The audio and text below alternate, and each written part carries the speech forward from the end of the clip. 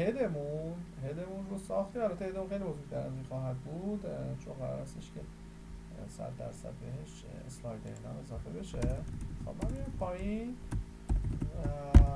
میامو اینجا برمیگردم میگم در واقع JS و اسکریپت سورس مقدار 20 استرپ JS و jQuery کنترل دی پاپر یادتون باشه پاپرش و در نهایت استرپ میداد JS. خب همه اینا رو اضافه کرده میشه تو فوتر تشریف دادم و اینجا هم در واقع پاکی هستش. بریم شروع کنیم. قشنگ نگاه کنید اینا رو علامت بزنیم میک وبسایت و سایت و کنترل دی میک وبسایت و اینجا یه سکشن رو خواهیم گذاشت و کلاس کانتینر فلوید. خب بیاییم و یه بیجیه مثلا ساکسس بهش بدیم و یه h3 هم بذارم یه دورم بندازیم توش ببینیم چه خبر. من یه رفرش بکنم. خب من میخوام این پدینگ های اطراف این رو بردارم. بیایید و پی صفر رو میذارید یه پدینگ رو در واقع صفر کنید به این شکل. این رو الان کامل. خب قرار هستش که اولین مقدار ما در واقع چی باشه میک منو باشه و میک منو. خب اینجا سکشن کلاس منو. خب ما نیاز به CSS داریم. خب شما اینجا تو بوتسترپی که دارید در واقع میتونید اینجا یکی کراس بکنید و بنویسید CSS مثلا underline admin فرانت و اینجا CSS مربوط به فرانت رو قراری استایل شیت من میذارم مثلا template.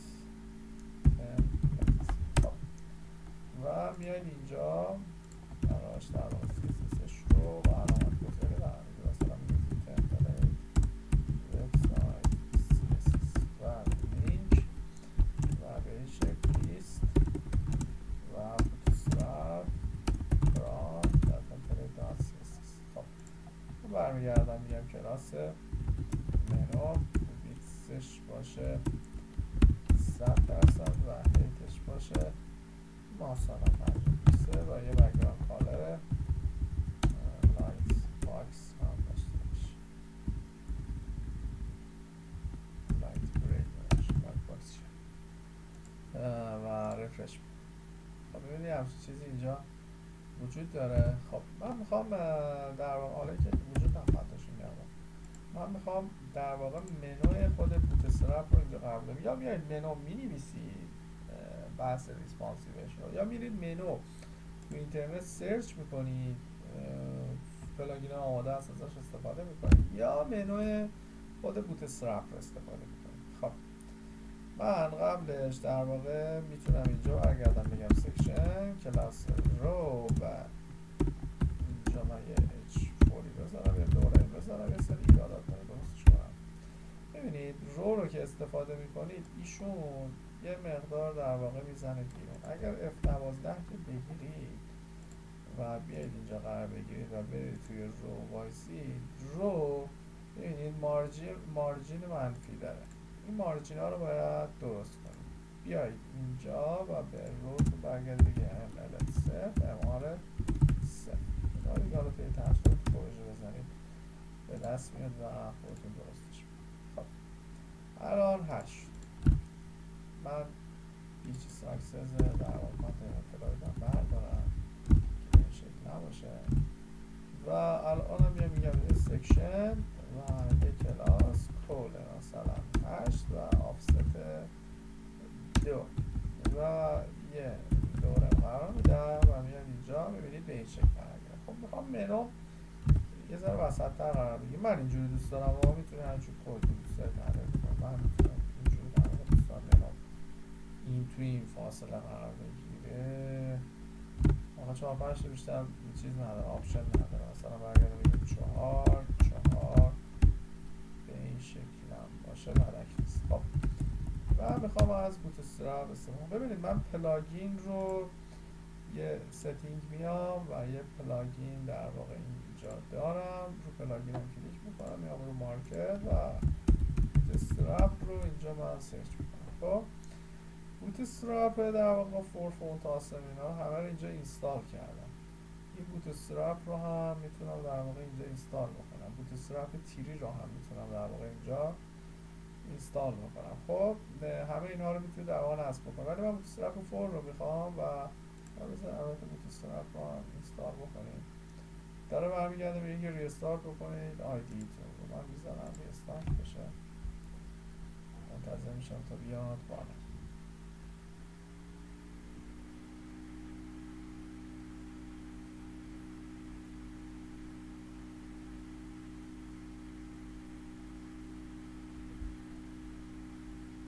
خب الان من دیگه به این کاری ندارم. بوتسترپ اینا رو هم براش نصب کنم. من این کوچولو می‌کنم. خب بیایم به این شکل و الان میتونم بنویسم B4 رو بنویسید بوتسترپ 4 رو منظورش هستش. خب پس B4 منظور بوتسترپ 4 هستش. اینجا نو بنویسید، نوار.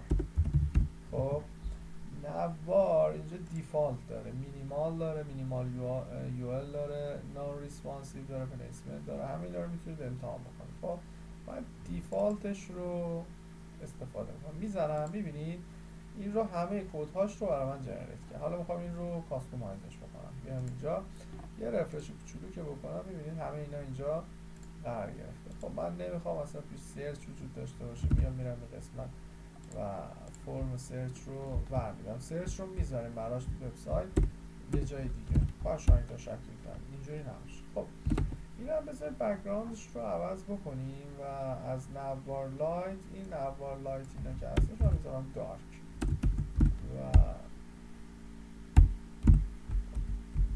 ببخشید بذارم لایت باشه، این پیچی منظورش بود، بک‌گراند باشه رنجر. حالا دارک من گیرم دیگه حالا دارک رو بذارم. خب این نوار لایت در واقع رنگ خود چیز ها باشه، این نهادی باشه. این باتمه که کار ریسپانسیو رو انجام میده. حالا اگه وقتی رو کوچیکش میکنید خیلی میبینید عملیات ریسپانسیو رو. این هم خیلی من کوچیکش کردم، گفتم 4 باشه بذاریم 6 باشه و 3.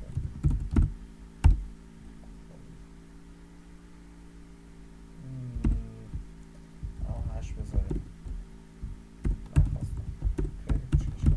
خب بهش بهتر. خب بیایم و شروع کنیم. حالا این رو اشکالاتش رو حل کردم. من خب زیر منو نخواهم داشت، میام اینجا دنبال یو ال هام رو جمع کنیم، کله در واقع نوار تو داخلشه. الایاتون رو دونه دونه جمع میکنم. توی دونه از الایاتون در واقع دراپ منو دارید، ایشونه. این رو ما برش میکنیم، باید بهترش کنیم دیگه. الان به این شکل. برند هم نمیخوایم بذاریم براش، دوست داشتید بذارید اما من برند نمیخوام بذاریم. در واقع برند رو میتونید IMG خودتون بذارید. خب اینم از این. بیایم اینجا این الای اولی رو در واقع من بذارمش به جای هوم مثلا صفحه اصلی. دومی رو بذارم در واقع مقدار، بذارم رو جمع ترش بکنم و خیلی رفتن این رفتن. خب این هم مثلا بذاریم درباره ما و بیا ببینیم چی میشه. خب اینا هم رنگش رو تگای A که وجود داره کلاس دارن، مثلا بذارم تکست وایت و باید بوتسترپ 4 رو در حد متوسط بلد باشید و بتونید این کار رو انجام بدید. خب بیاید که رنگش عوض بشه و من میام اینجا بکنم مثلا کنترل دی میزنم و مثلا میشه تماس با ما. بسیار زیبا و این هم بشه در واقع ما گالری و این یکی هم بیاد بشه مثلا به جای گالری بیاد بشه مثلا محصولات. بذار همین رو درست میکنیم یه سایت باشه و یه دونه هم باشه مثلا اخبار.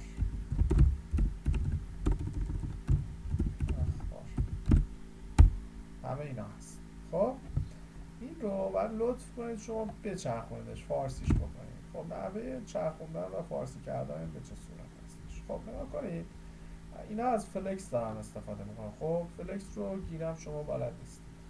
این دایوه که دارید میبینید، این دیوه که دارید میبینید، این یو ال داخلش درسته. این یو ال کلی فرزند داخلش درسته. این یو ال نوار نوه امار اوتو در واقع از مارجین راستش اوتو هستش و تاپش در واقع اومده دو تا فاصله گرفته و امتیتاپ لارجش هم صفر. حالا مقادیری که خودش اومده تعیین کرده این مدل خاصی تعریف کنه. خب من با 180 درجه بچرخونم. این یو ال پدر همه ایناست. من میتونم از یه دستور استفاده بکنم به نام در واقع دی داش فلکس یا دیسپلی فلکس. خب الان دیسپلی فلکس رو دارم استفاده میکنم و میتونم برگردم بگم فلکس رو ریورس یا 180 درجه این رو بچرخ. اوکی 180 درجه چرخ. خب مشکل بعدی الان درست شده. داره شبیه به وبسایت فارسی. اونایی که انگلیسی هم که هیچی، حالا مثلا ازش نگاه کنید این مقدار یو ال رو که اگر برید سراغش میبینید این کلی از سمت چپ مارجین داره. در واقع کلی از سمت چپ مارجین داره. اگه بیادیم پایین در واقع یو ال نگه دارید این 433 در صورتی که کلی مارجین داره. خب چیکار باید بکنم؟ هیچی، این ویتسش کنم اوجم. شما یه دستوری دارید به نام v-100. خب این 100 رو که میزنیم میشه 100%. یا این شد اینجا به این صورت و الان مشکلش حل شد. خب شما میتونید بیاید و روی نبتون ببینید کلی پدینگ داره. میتونید پدینگش رو از بین ببرید. خب دیگه حالا دست خودتونه، دوست داشته باشید پدینگش رو از بین میبرید. من میام اینجا میتونم رو نب برم. اینا دیگه واقعا سخت نیست. برگردم بگم پدینگ و بیاد به این شکل منحصر به فرد واقعا زشت شد. یک رو بذاریم حداقل براش. خوبه الان. خب و به این شکل من میتونم در واقع بیام قرارش بدم. میتونید این رو در واقع بکشونید وسط. بذارید مدل مختلف رو بهتون بگم که حالا یاد بدید. این رو الان گذاشتیم دابلیوش رو در واقع چقدر 100، ویش رو در واقع 100. این رو بکنیم 50 چی؟ 50 که بذاریم میاد اینجا قرار میگیره. خب این رو اگه بخوام وسط قرارش بدم چیکار باید بکنم؟ یه مقداری داره در واقع به نام خود ام اوتو، مارجین اوتو. خب این مارجین رایت اوتو بود. وقتی مارجین رایت میذاره اوتو یعنی از سمت راست قرار بگیره. اگه ام ال در واقع اوتو میذاش از سمت ببینید از سمت چپ میاد قرار میگیره. اینا یا نباید بود ثابت میاد.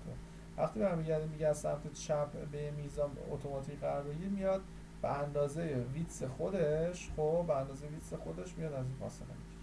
خب حالا در واقع این همچین مقداری. خب یه مقدار متناسب ام آر بگید از سمت راست قرار میگیره. یعنی شما میتونید اینو بگید ام ال اوتو بیاد سمت چپ قرار میگیره. خب من میخوام برگردم بگم نخیر شما وسط واسه. خب من اینجوری دوست دارم یا دقیقاً وسط قرار بگیره دیگه. حالا سلیقه من. خب میام اینجا برمیگردم میگم شما لطف کن و توی نبت بیجی دارک نباشه اصلا بیجی دارک نباشه و من در واقع میام به این منو یه بک‌گراند میدم. حالا امیدوارم بک‌گراندی که دارم میدم لایت بلو رو ببینیم چه شکلی میشه و اینپوت. خب دو سه بار زدم تا در واقع کنترل اسپیس رو بزنید که اوکی بشه. خب خوبه حالا قرار البته سایتمون رو به سمت بلو نبریم، سنگینش کنیم یا گری هم بذاریم بعد نیست. به این این شکل میبرمش. خب این فعلا منو که من دوست داشتم. حالا برامش فونت اضافه بکنم تو فیلم بعد.